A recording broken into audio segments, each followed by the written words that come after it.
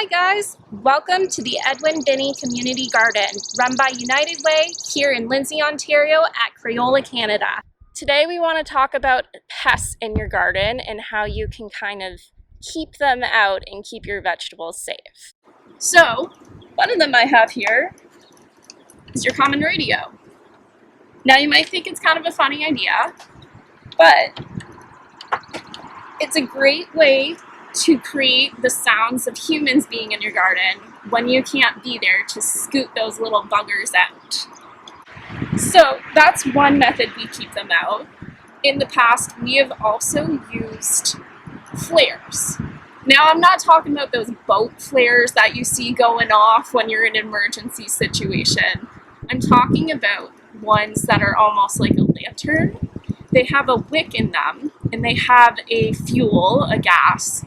So what you can do is you can light them. You can get these from TSC, Canadian Tire, home hardware stores. And what it does is kind of the same as the radio. It keeps the predators at bay.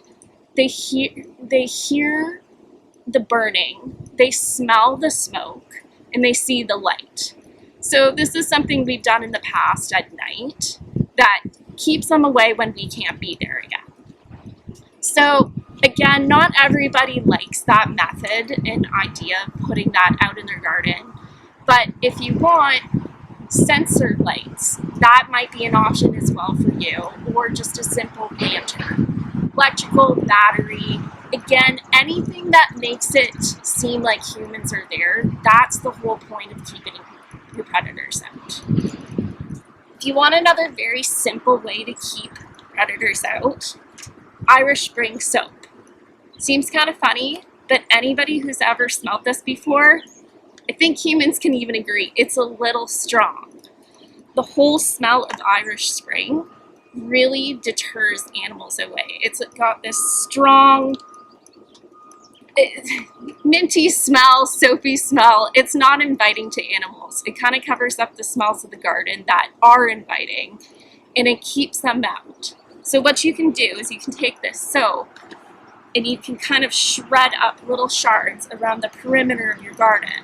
And it's great for keeping out rodents especially. So your groundhogs, your squirrels, it's worth a try. You can lay it down in the middle of the rows as well if you think that helps out a little bit better. Another option for you, if you have a lot of birds getting in your garden, why not repurpose netting that you're using for climbing varieties like our beans here? Strawberries especially get picked off by birds, and you can also deter groundhogs and other little pests that can get into your garden by laying this down. So another option you can use, kind of like your netting, is chicken wire. What you can do is just simply lay it down. You can also use it as your own fencing barrier. It's fairly cheap at like stores like TSC, hardware, gardening centers. Just got to go in, check it out, but it might be a cheaper option than having to build a great big fence, and super easy to just lay in the dirt and even cover it up so it's not as visible for the animals. So we've talked a lot about animal pests coming into our garden, but I want to give you a little bit of a trick for keeping out the bugs in your plants. So what I have here, you can see it's a white powdery substance. It's called Diatomaceous Earth. So there's nothing hazardous about this. The worst thing about it is you might want to wear a mask when you put it on. Essentially all this is crushed little sea fossils that have been sourced from rivers and streams, and it's just small crystallized pieces of those fossils that make it really uncomfortable for the bugs that are going to be crawling around on your plants. So all you can see that I'm doing here to apply this is I have a little pot here with the holes in it, and simply what we do in our garden here,